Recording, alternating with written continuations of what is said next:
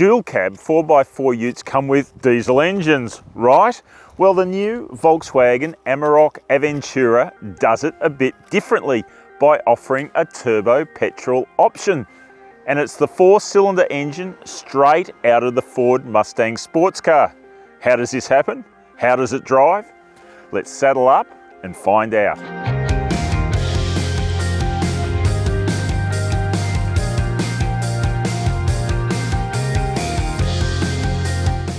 The second generation Amarok has been co-developed alongside the Ford Ranger. They share fundamental underpinnings and drivetrains, and that's how an engine from a Ford sports car ends up in a Volkswagen Ute. Funnily enough, a turbo-petrol engine is not an option Ford offers with the Ranger in Australia, apart from the wild Ranger Raptor twin-turbo V6, so VW's carved out a real point of difference here. The Aventura is the flagship of the Amarok range, and the 2.3 litre turbo-petrol engine is only available with this model. You can also get a 3 litre turbo diesel V6, but that's also available more widely across the Amarok and Ranger model lineups. The Amarok range is pretty comprehensive and it's premium priced. There's no model under $50,000, and the Aventura will set you back more than $80,000 by the time you get it on the road. The new Amarok range comes protected by a competitive warranty, service intervals are well spaced, and the 5-year cap price servicing program is very competitively priced compared to rivals.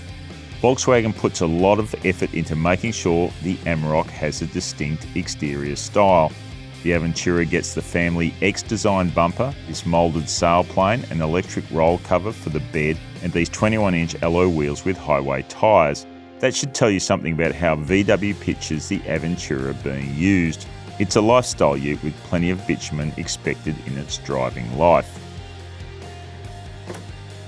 If you're a diesel ute fan turning your nose up at petrol power, then you might have to reconsider, because this engine makes more power than any diesel Amarok. Torque, however, is a different matter. Both the 3 litre turbo diesel V6 and the 2 litre twin turbo 4-cylinder available across the Amarok range makes more pulling power.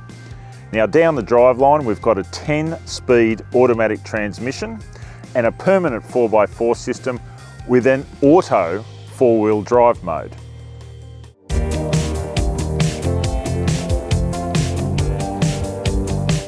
There's a feeling of solidity and style when you first settle into the Amarok Aventura, and at this price, so there should be. There are some prestige details here: the stitched leather look dash and inserts, the Savona leather seat coverings, full power adjustment and heating of the front seats, and a steering wheel that adjusts for both reach and rake. Not all utes do. Like more workaday utes, there are plenty of storage options in here. The Aventura gets a double glove box, dual cup holders tucked well away from the gear shifter, a lidded centre bin, big door pockets, and a tray in the top of the dash. For all the efforts to make the Amarok its own vehicle, there are some things that still just say Ford Ranger, like this massive 12-inch infotainment touchscreen. It's quite the statement.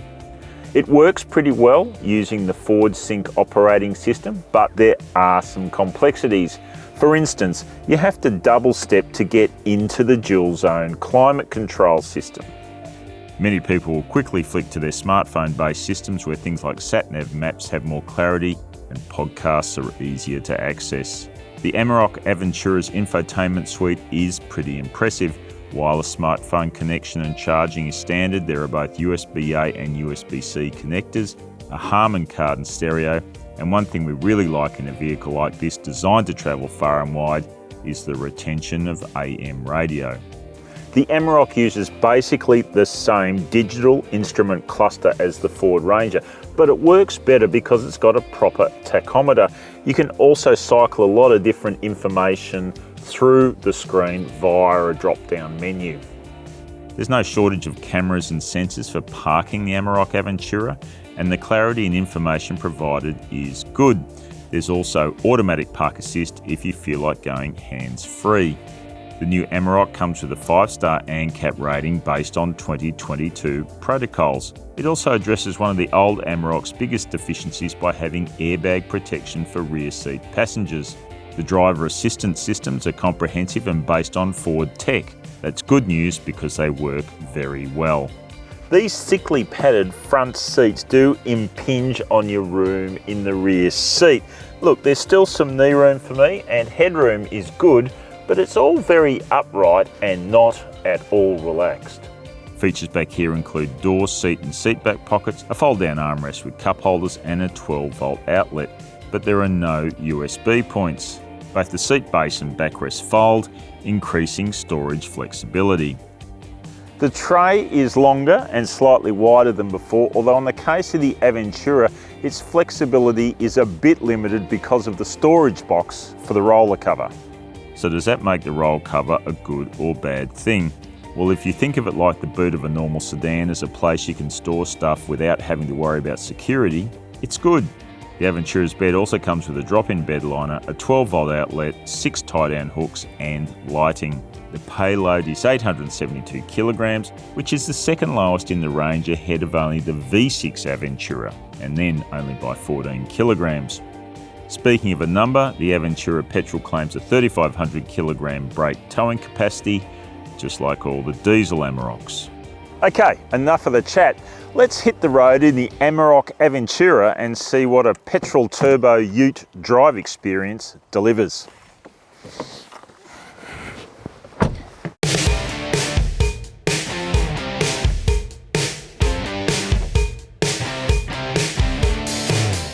If your knowledge of this engine comes from the Mustang, then prepare for a shock when you hop into the Amarok. It's high and mighty in here, not low and sleek. It's a completely different experience. It also feels a lot different when you hit the accelerator compared to the diesel Amaroks. They make more torque lower in the rev range, so they tend to roll into action more promptly. This model comes into its own more when the throttle is depressed further, then it's more lively and interested. But not so lively we wouldn't appreciate sports mode to sharpen the throttle response some more and hold on to gears longer.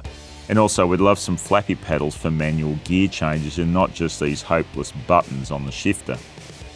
Compared to other members of the Amarok range, the Aventura petrol turbo is pretty live, but even then it's hauling around 2,230 kilos, and that's a lot of curb weight.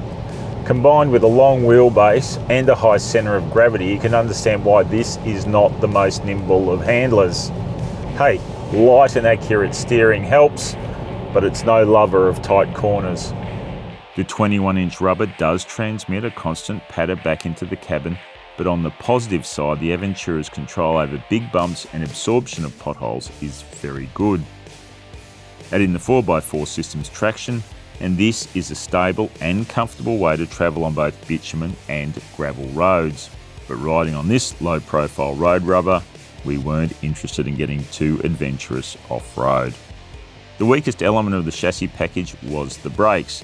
While there are disc brakes all round, they require a fair old shove to really start responding. This is a characteristic we've noticed in the Ranger as well.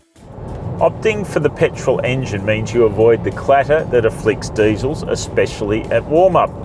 Combine that with a cabin that is well sealed from gravel splatter and tyre noise, and you've got a comfy, quiet place to travel.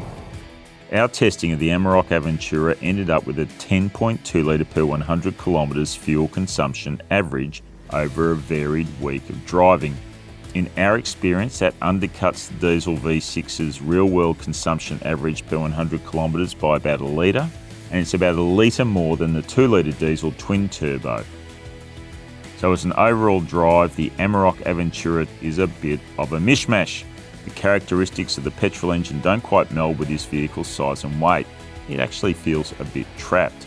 On the flip side, the balance of the handling and ride is good enough to make this enjoyable on the open road.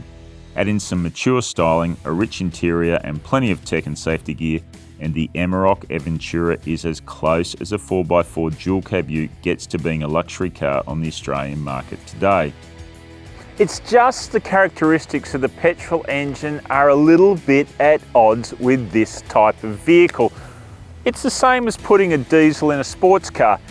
Look, it'll still work, get you where you want to go, but maybe it's not the optimal combination. Given there's an Amarok Aventura at the same money with a 3-litre turbo diesel V6 engine that we know is excellent, that's the logical combination. Thanks for watching. Please like and subscribe for more videos, and let us know what you think in the comments below.